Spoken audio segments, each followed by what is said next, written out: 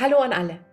Ich habe vor ein paar Tagen ein Interview geführt mit Elena Bensonoff von holistic.com, die vielleicht bekannt ist zusammen mit ihrem Partner Alejandro Ferraras als die Hosts von Vibrational Revelations.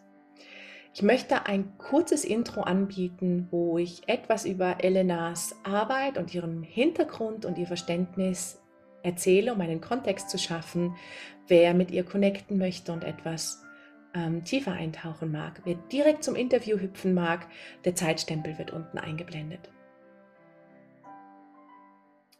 Elena Bensonoff ist die Gründerin von holistic.com. Sie ist eine Pionierin auf dem Feld der Quantenmedizin und Technologie und sie arbeitet zusammen mit ihrem Partner mit der Skalarwellentechnologie, um die Ebenen des Bewusstseins von Menschen, Personen, von Büchern, von Spezies, von medizinischen Apparaturen und Hilfsmitteln, von Heilungsmodalitäten, von Wasser, von Orten, von Ländern, von Nationen, von Religionen, von Ritualen, von Mantren, von Dokumentationen etc. zu lesen.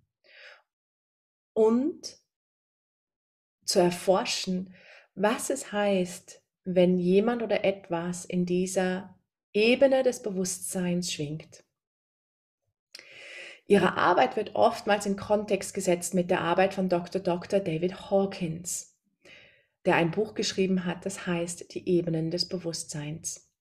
Im Vorgespräch mit Elena hat sie erzählt, dass das Verwirrung schaffen kann, weil die Arbeitsweise von der Dr. David Hawkins eine andere war, als ihre ist.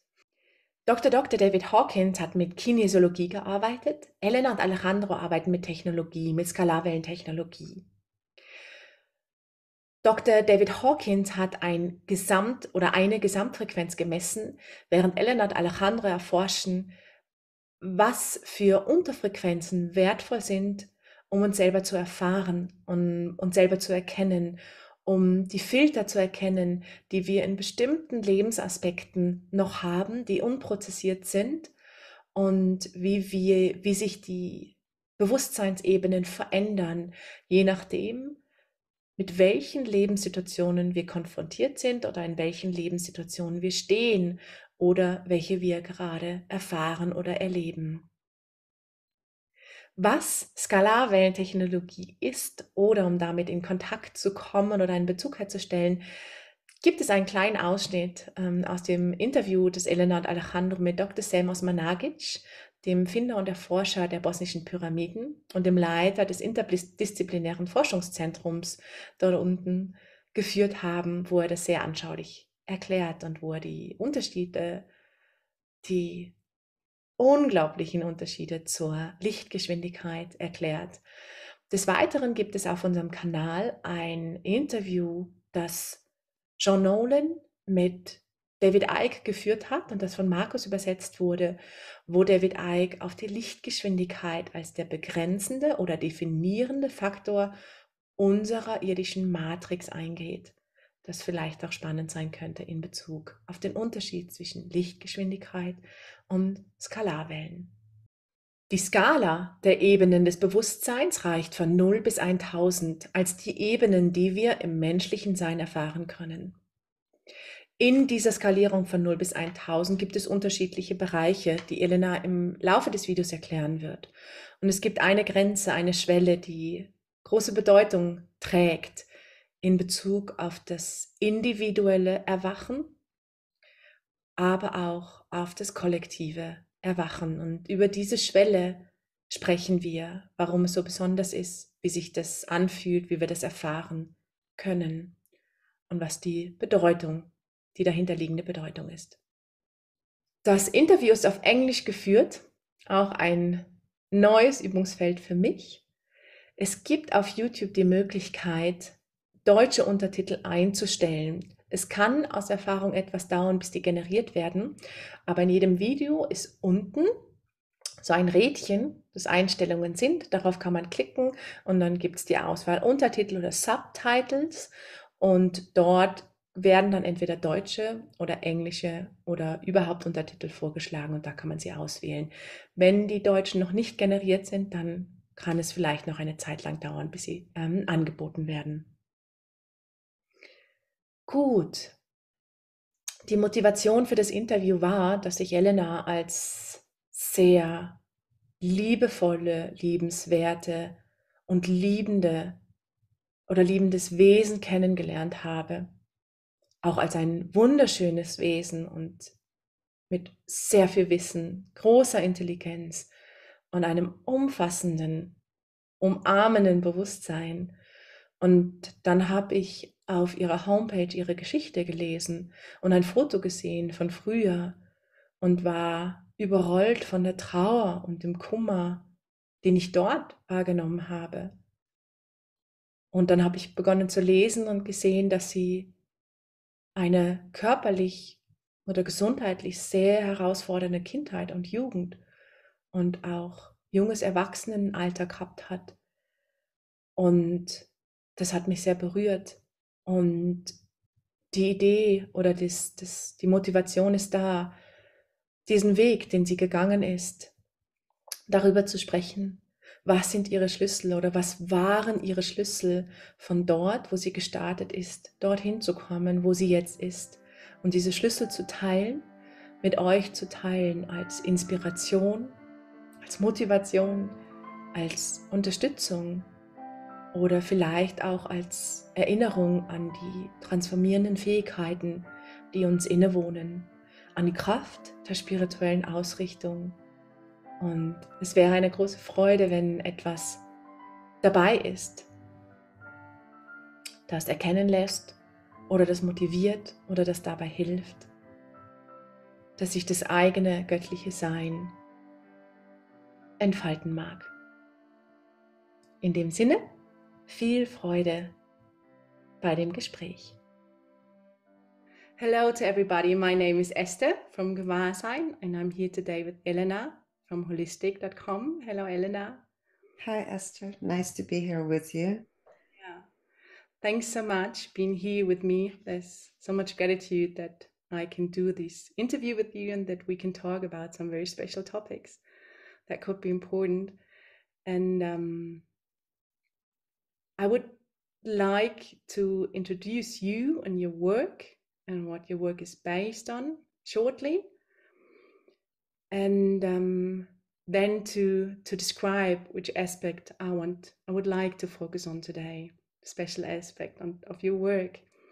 And then there's invitation there for you to fill the space that's there with your knowledge and your wisdom and your personal experience, and what's there to support the listeners on their individual way and to inspire that they can recall their abilities for transformation and healing. That's the intention of today. So, George, do you want to say something, Elena?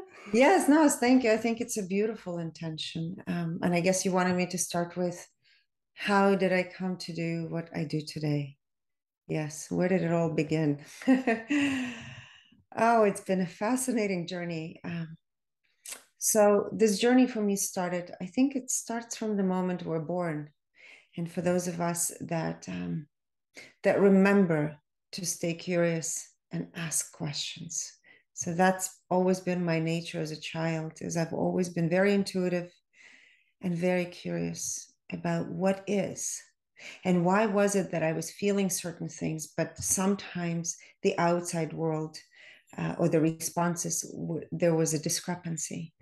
And it led me into a path of medicine because I've always wanted, as a child, I've always imagined creating magical potions for my loved ones. I grew up in a beautiful home, very loving home with wonderful parents. And I always thought these are like my anchors, my friends. And I wanted to see, because I saw aging and I wanted to make sure that they live forever. And of course, life doesn't happen that way, but I went into the field of pharmacy because I remember as a child, I grew up in Kiev, Ukraine, walking by the pharmacies and seeing through the windows that pharmacists were mixing, to me, I thought were magical potions. And then, of course, I grew up, I have family members who are dentists and surgeons and pediatricians. And I always thought, I didn't want to go into that kind of medicine. I thought, okay, I'll create magical potions. Well, little did I know, the pharmacy world is not about magical potions nowadays. It's been absolutely hijacked.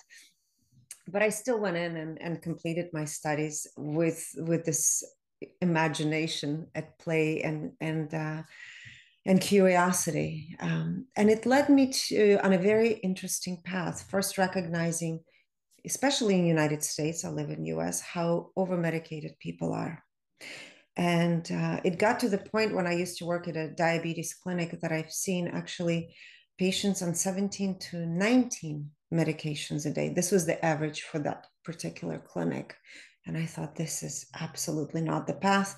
In 2007, I've transitioned into the work of functional medicine. I became board certified in functional. It's also called metabolic nutritional medicine. And I went to study energy medicine.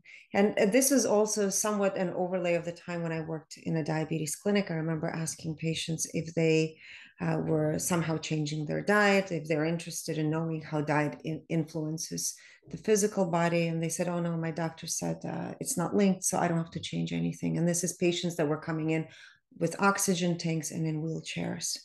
So there's definitely a massive breakdown in the healthcare system. I know, especially in the US, there are different ways that I would say different cultures approach health.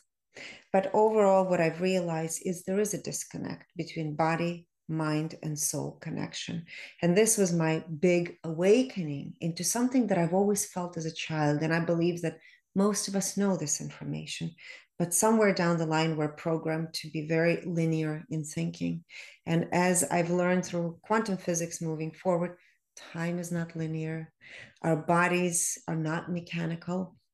Everything responds based on the thoughts, the emotions, the events and situations in our life. So it led me into absolutely shifting from the very linear way of practicing medicine and diving into the work of energy medicine.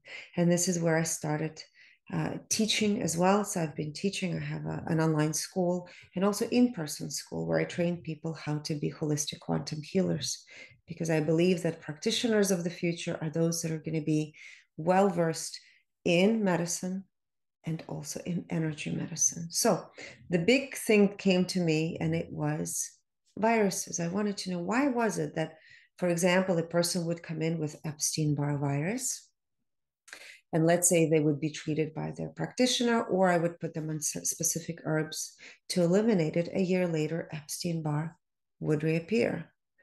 And I was like, this is very strange. Why is it that it's always reappearing?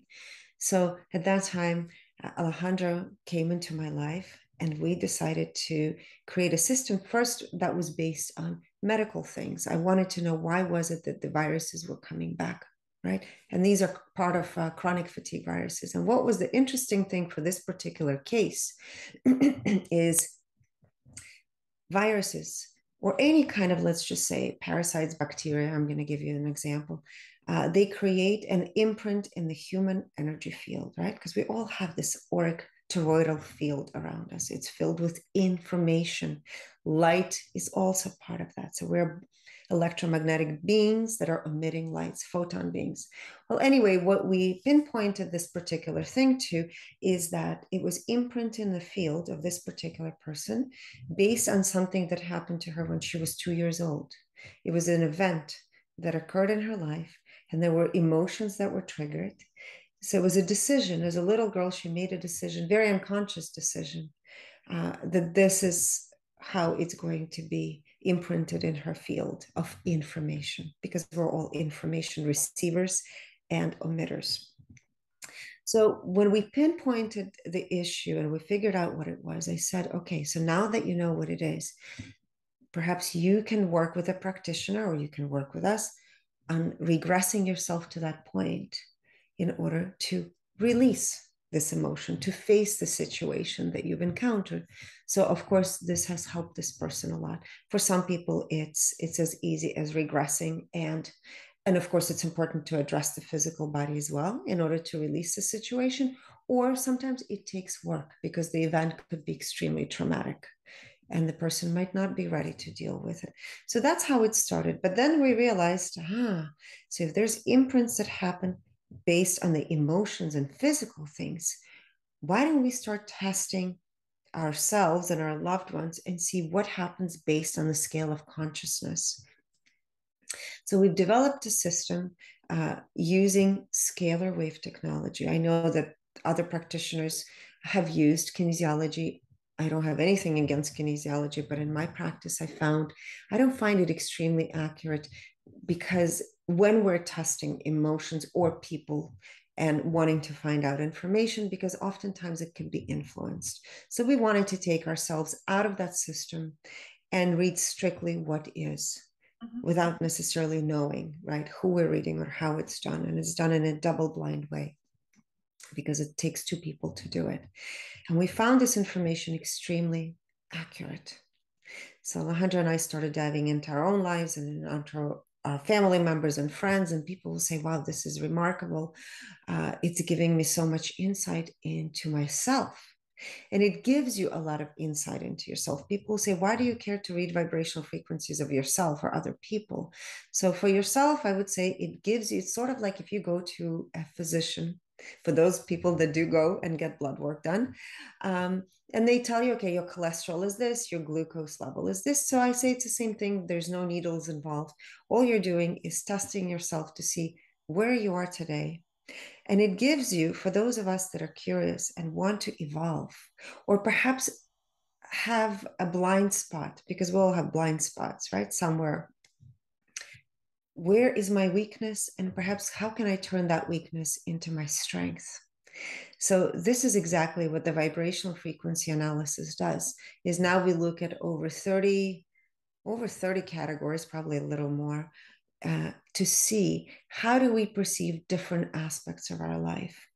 And reading other people, so we're talking now about personal vibration analysis and also public things, not just people, but I will say books, films, sacred sites.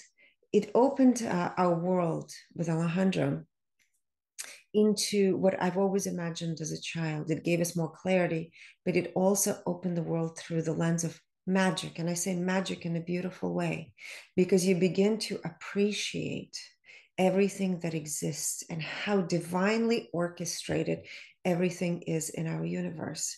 Nothing happens for no reason, right? So sometimes people say, why is it that some people suffer, some struggle?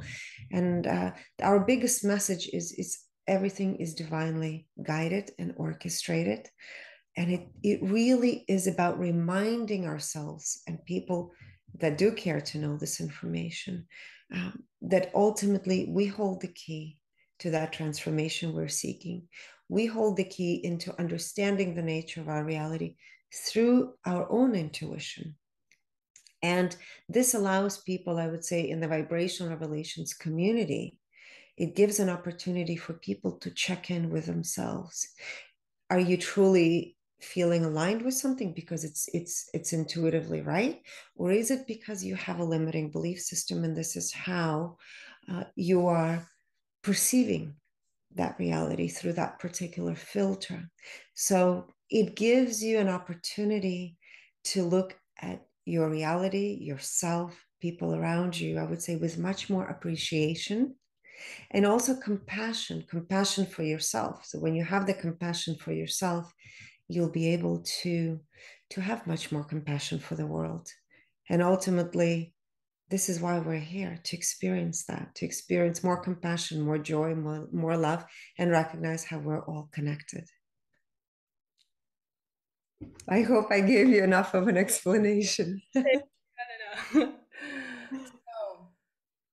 So, just to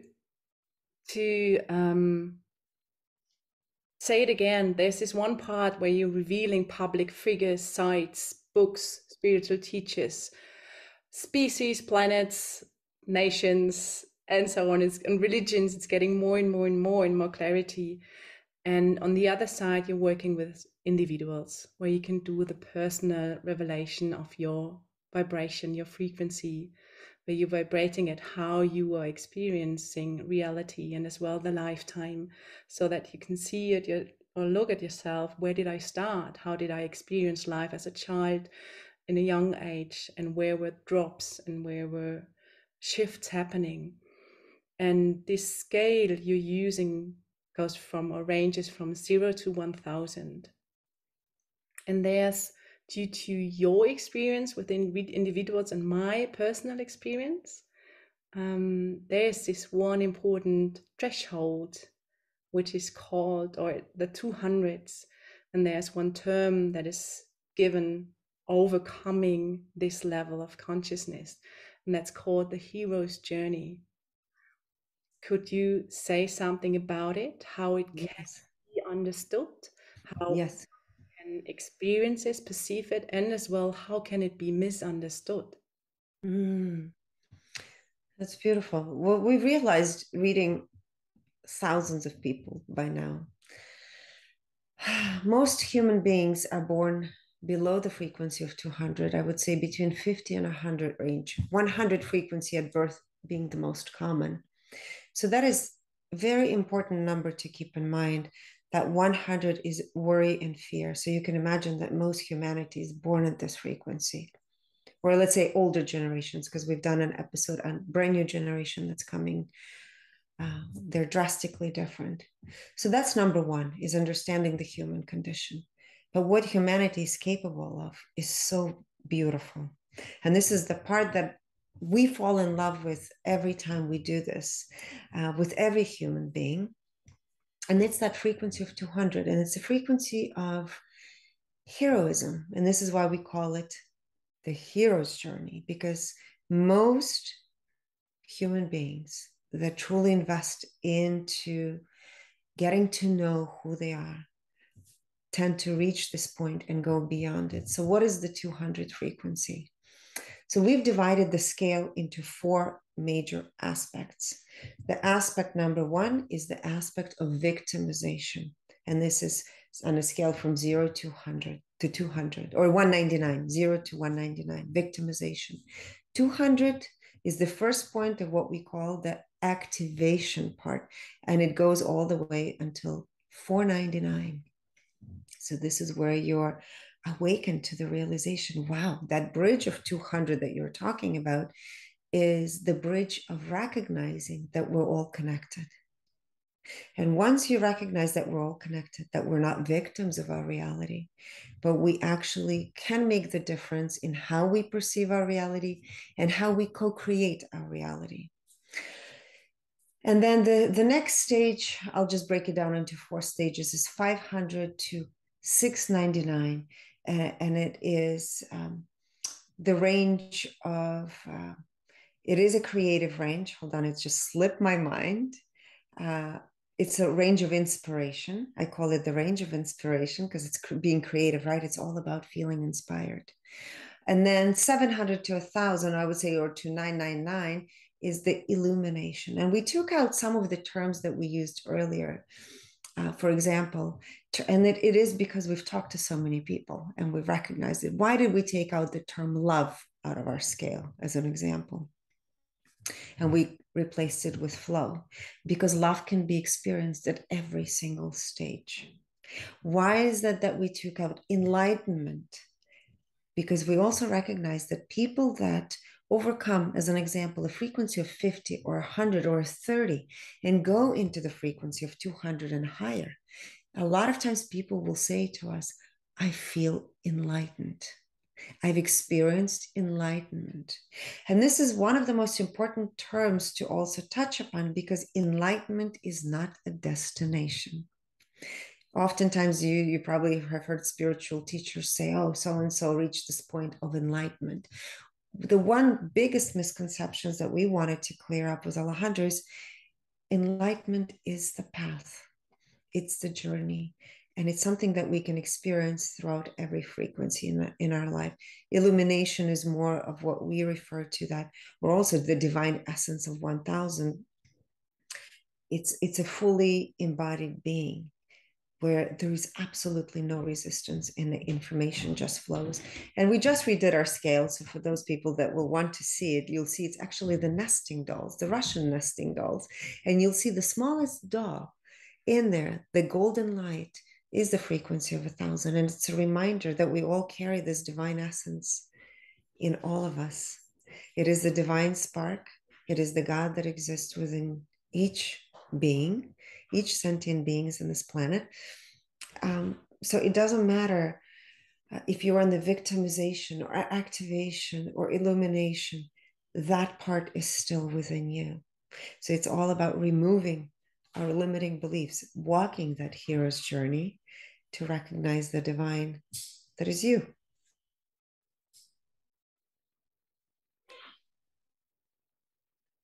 On this way of the hero's journey, you're shifting consciousness or levels of consciousness. Can be really challenging situations on the way.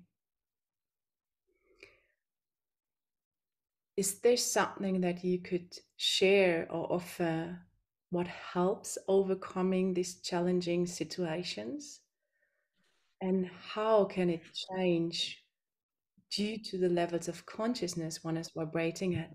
So something that helps shift from 100 to 200 can be an important tool there, but not work out anymore later on. Like if you're going to 310 or 350 and keep on going, that can be as well difficult to let go, letting go of this tool, this practice, this teaching, these books, and to open or release that and to be open for something else that's coming. So is there something that you can share? Yes. And I will say it's everything is based on each individual. There is no one tool for all. And I will say this, if you think of your life as a journey, let's say you're a child, or perhaps you're an adult now, and you've gone through your life and you look back how you were when you were 6 years old, 7 years old, the teachers that you've had in your life and where you are today. And every one of us knows, of course, we've had different teachers. So your kindergarten teacher will not be the same teacher that you had in high school or when you went to a university, for those of you that have gone.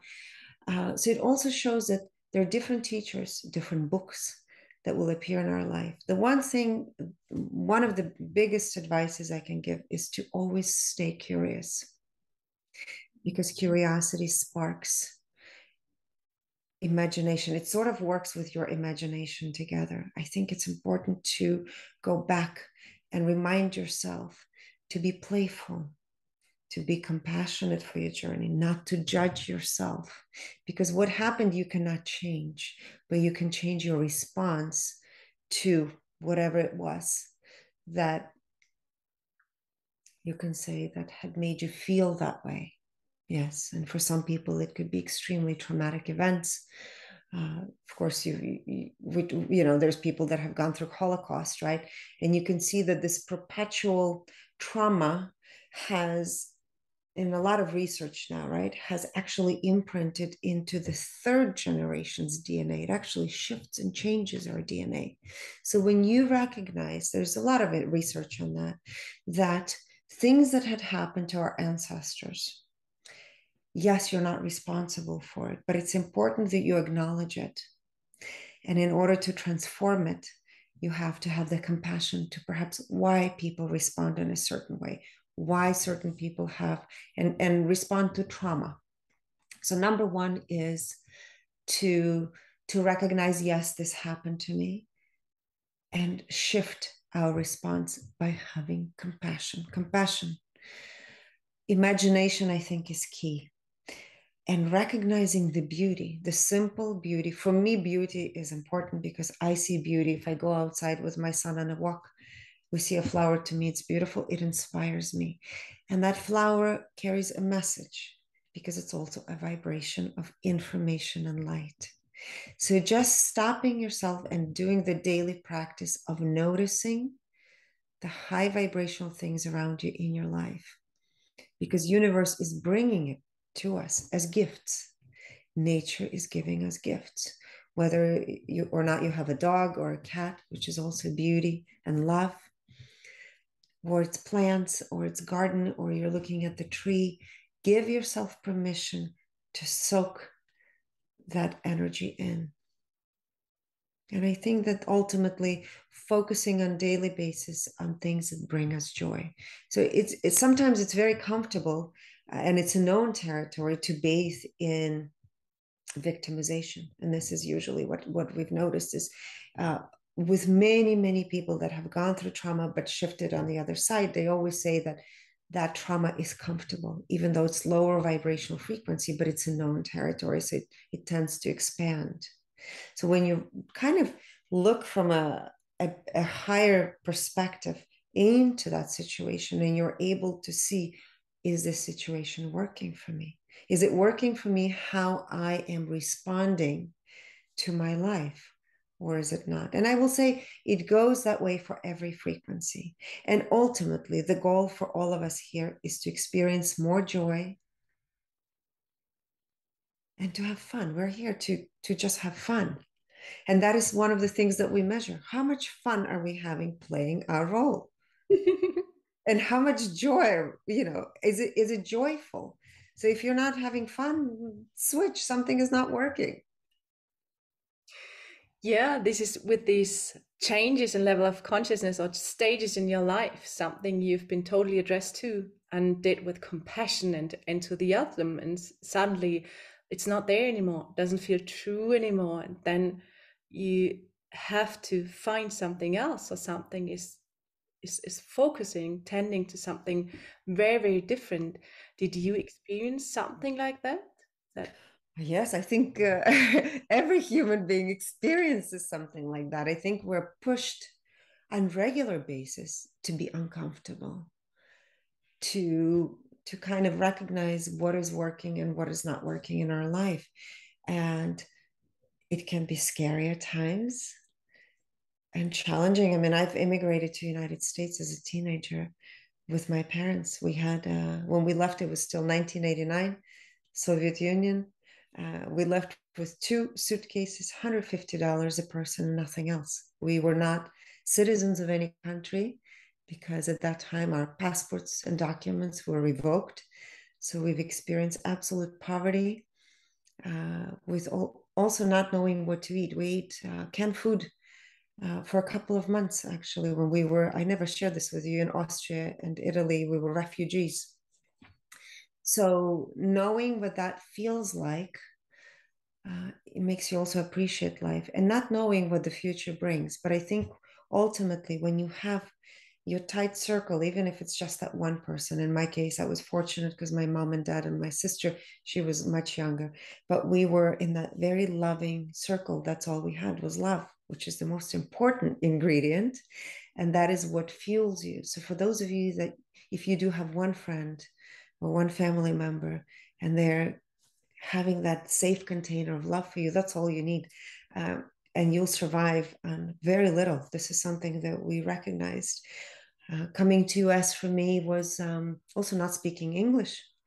That was hard to overcome, being bullied, coming as a teenager to the United States, going to work right away. I went to work. My parents couldn't afford to buy me clothes, so I had to buy my own things. So I knew what that felt like. It built strong character for me. Also experienced a lot of discrimination, not just growing up, but also the contrast of coming to US and what that felt like, being an outsider and being bullied. So I could have stayed there and bathed in the negativity, but somehow, again, it's our response, right, of what we're trained, how we're trained to experience things. And for me, it was the strength, again, that my root was extremely strong as far as what my parents were able to provide for me. So I knew that, okay, well, the contrast is, there's bullying and then there's love. And so for me, love was the response back. It wasn't the bullying. Yeah, I think it happens often. And then we get projections from people, going in the public eye. I can share with you the work that we do. I actually resisted it for the longest time. I didn't want to go public with our work because it comes with sometimes with misinterpretations, projections, But overall, I would say we've built a beautiful community of people who are open-minded to question things, and again, also knowing not to attach. So this is one of the biggest things this work has taught me, is not to attach to necessarily stories of what the news or alternative news is projecting. We're just interested in the data, and we're the explorers of the data because we're curious to know the truth. And again, truth could be different for different people. This is something we've also realized. My truth could be different than your truth, but we're ultimately interested in the ultimate truth. So yes, challenges appear all the time in life, but it's how we take it. And I've learned to take many things with grace, reminding ourselves to be in that space. And also boundaries. I had to learn boundaries. That's a big one. Yes. Oh, that's beautiful. Mm. Just need to breathe a little hearing your story. Mm-hmm. Touch with it. That's incredible. When we were in Italy, I can share with you, we had to share, my grandmother, my sister, and I shared a tiny, tiny room, but we actually shared this house with other refugees. And my parents, actually, it was summer, July through August. It was a small village outside of Rome. My parents found a mattress from the garbage. They slept on that mattress on the rooftop of the solarium for 2 months. It didn't rain one day. We were eating canned food. We were happy. We had nothing, literally nothing. And the day that we got our tickets and permission to enter US, it rained that night. But for 2 months, it didn't rain. So my parents slept on the mattress on the rooftop. It's crazy stories. I have so many stories I can share. But yes, it's the way that we take challenges. It actually reminds me of a book that I absolutely love. It's a great book to how we can frame our mind. And ultimately, I think some people are born to see things as beautiful, or see the best in situations. And that is perhaps what makes some people survive. And those, of course, that are not given those tools. But I believe ultimately we're capable of shifting. And the book is by Viktor Frankl. I don't know if you've ever read his book. Have you ever read it? No, I didn't. Okay. It's called Man's Search for Meaning. It's one of my favorite books. He was in Auschwitz, and he was a physician. His whole family was killed. He stayed in the concentration camp, and he was taking mental notes because he couldn't write down of what was it that made some people survive horrible situations, and what was it that made some people live.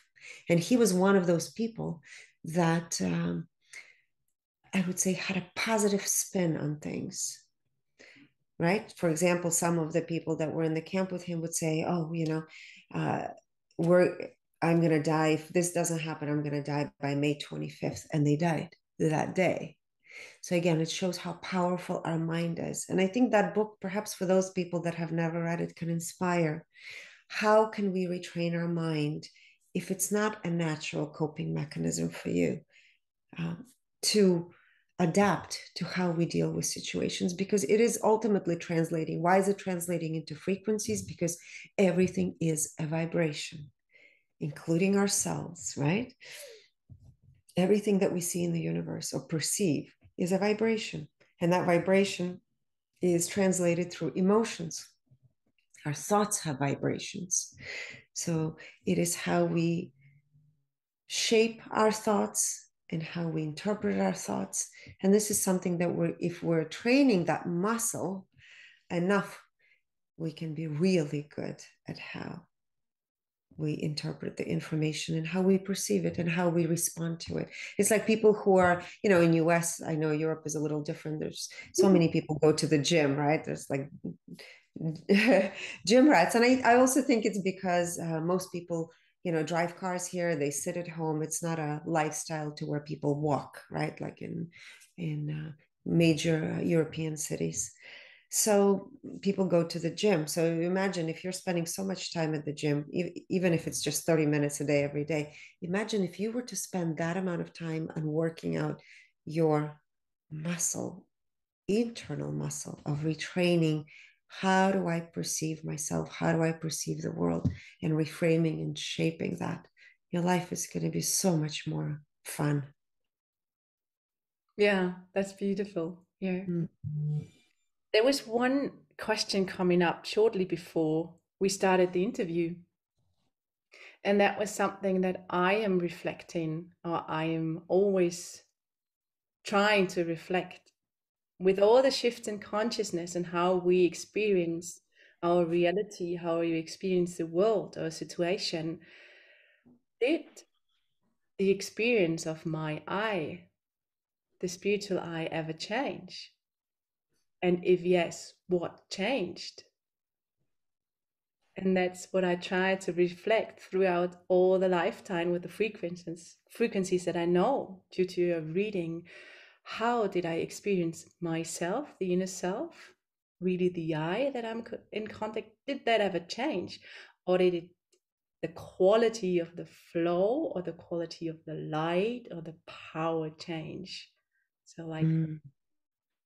if you take the picture of the flame did not change, it is there all the time, but the light that it radiates, that did change, that does change. That's how I. It's beautiful. It actually goes back. I want to pull out my big doll and show it to you. And I might in a minute, but I is always there. It's consciousness. Yeah. Consciousness is.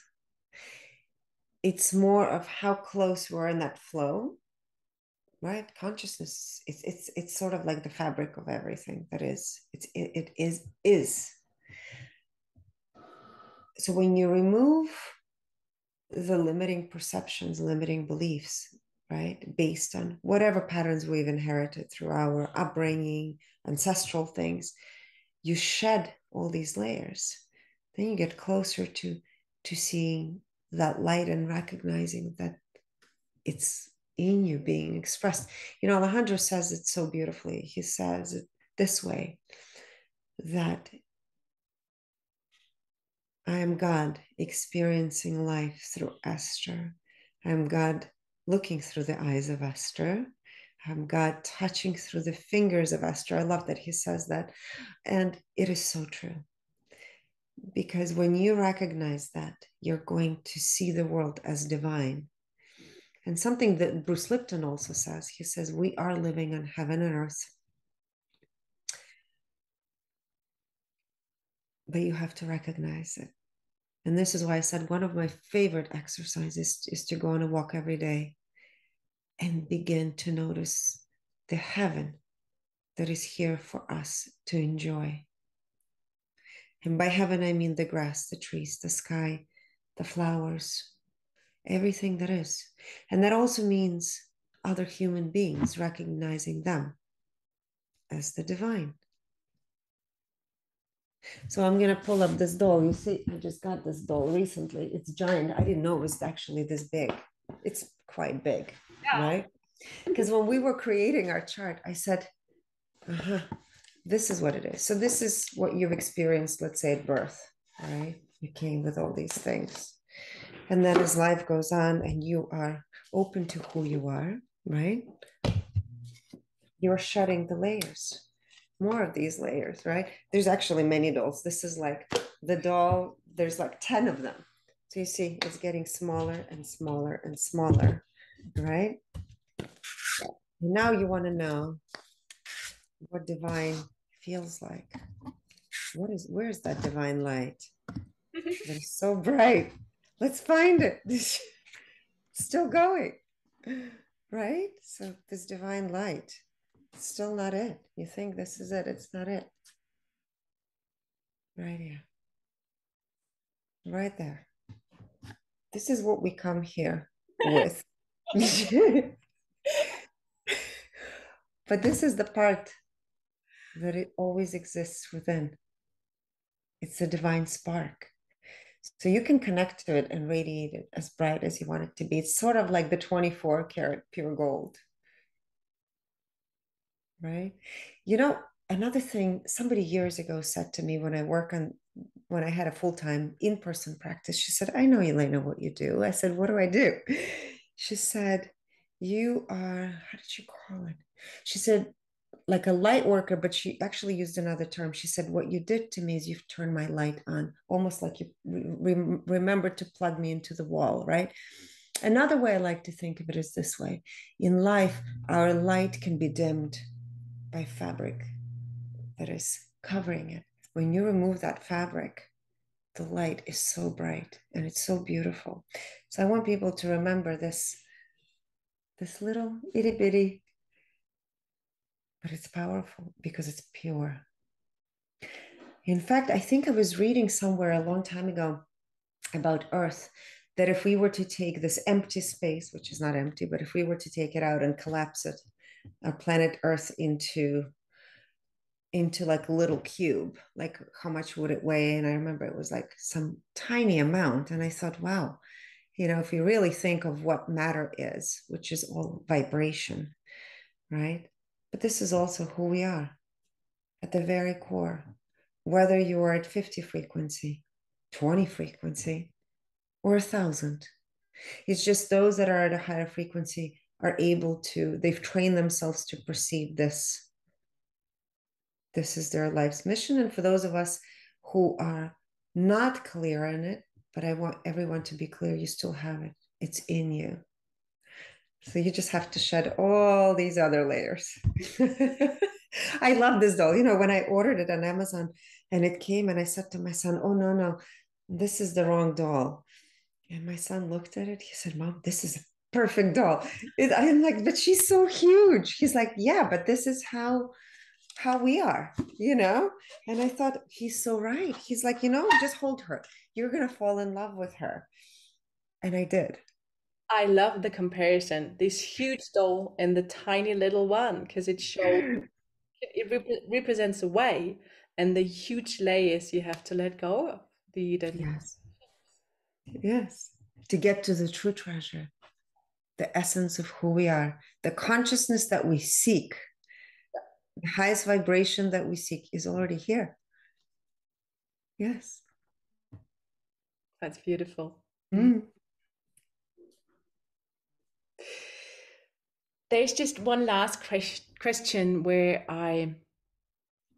or what you just said represented our way, because we found this major shift beginning of this year 2022, and we've been diving deep into the rabbit hole and found things there that were keys for us, that were important for us, and that were important to realize things, to learn things, to see things from a different perspective. And then there was this shift that this was not important anymore, that there was no compassion anymore. And we felt this shift of turning to ourselves again, turning into our own path again, to focus on our own healing again, on that what has to be processed and was not processed before, what was still there. And still there is this value of the time we have done that, and we have been dealing with these topics that we were all around, and with this great awakening we are in. And how do you, I know it's very individual, of course it's individual, but what would you say about when is it important, or when can it be helpful to dive in something like that, and when is it not important anymore? So Are you talking about reading a vibrational frequency to dive into, or about the rabbit hole? the rabbit holes? Okay. So here's what I've discovered, and I think Alejandro and I kind of agree on it. based on kind of the consensus of our findings. I think it's important to stay curious, and that will take you places, which is fine. But as soon as you encounter whoever gives you the information, wherever it's coming from, whether it's mainstream media or alternative media, if they're creating a split, and here's what I mean by split, it's them versus us. We found the guilty party. We know who they are. So now we can go after them. Again, it's creating a split. And we've seen this so clearly in the last 2.5 years, whether it's political or medically driven. We've had in our community, people would say, oh, my family doesn't want to talk to me because this is my belief system, or vice versa. I don't want to talk to my family because this is their belief system. So ultimately, when you go into this rabbit hole and you find yourself shifting away from people that you love just because you have different points of view, ask yourself, is it contributing to raising the vibrational frequency of human collective? Is it connecting you to recognition that we are all connected? We're not separate. So if somebody on this planet is suffering at the moment due to a decision they made, and perhaps for them it was the right decision at that time, are you going to point your finger and say, you were stupid, or you were whatever it is, right? Labeling that person. Ultimately, does it unite you with that, which is already united? Or is it creating a bigger split? So I would say this: proceed with caution, be curious, and ultimately remember that it's not them against us or us against them, that no matter what happens, we're all one. It's how do you choose to take responsibility for your own actions in your own life and your own perceptions in your own life?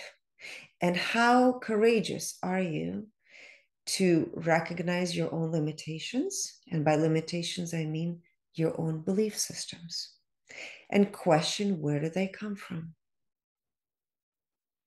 That's my answer. A lot of work to do. Mm-hmm. A lot of answers to answer. It's interesting because we've been revealing so many things. We've just started the series on religion, and somebody wrote to me, oh, that didn't bother me, but I might be really bothered by what you're about to reveal. You see, because it triggers our belief systems, and it can really stir up the pot. And it does. It does. It does. So we're not interested in separation. We're interested in reminding people we're all the same. We just come from different backgrounds, but we're all the same organism, and that's human. It's like when Marcus and I talk about things like that and something stirs up the pot in our own system, we know, oh, there's work to do. Uh-huh. Welcoming the resistance and seeing, okay, there's separation, or something wants to separate. And there's something that has to be processed in the own system to really look at the own system. Where does the ego, the fear-based ego, wants to separate to feel safe? Yes. To understand these mechanisms. And sometimes you'll see people are not ready sometimes for that information, and we can't force another person to have the same point of view as we do. So again, it's about honoring another human being. It's about disagreeing, agreeing to disagree, but be kind, compassionate, and respectful. Wonderful. Is there something that you want to share at last, or there's the invitation for you to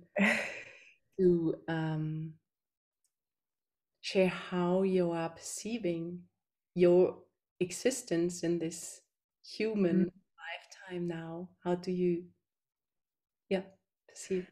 Yeah, interesting. I never thought about it because I think every day, we're in our roles, right? So ultimately, I feel I'm walking my divine path, so that I'm perceiving with a lot of clarity. Sometimes it can be painful. and it's joyous. My human experience. It's humbling and loving. And I love being a mom. That's the human part. I have 4 kids.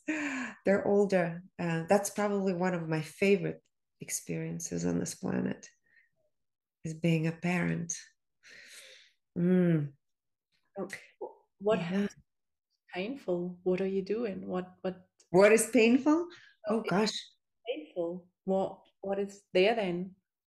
What, yeah. I mean, sometimes, even though I love so much what I do and I believe in it, I don't know if you were there. We had a massive thing that just happened on Tuesday in our life. Anyway, that was very uncomfortable and painful when people project their own belief systems onto you, thinking this is what you say and this is what you do, and when actually it's not. And the big realization that I think no matter how much you love, for me, people are not always going to see the love. Because they're coming from their own traumatic pain experience, and that is what the projections are. And then it makes you stop and question. The other day I stopped and I said, I know I'm meant to do this, but I don't know if I want to do this. Mm. And one of the close people to me said, you have to do it. It's important what you do. People need it. So that could be painful. Sometimes my ego wants me to stop doing it, but my soul is driving me. So I'm trusting the soul, but the ego wants to stop because my nature is to hide, not want to be seen. But I've put myself out there, and it's not easy. That's the pain. The ego wants to hide. Like, no, no, no.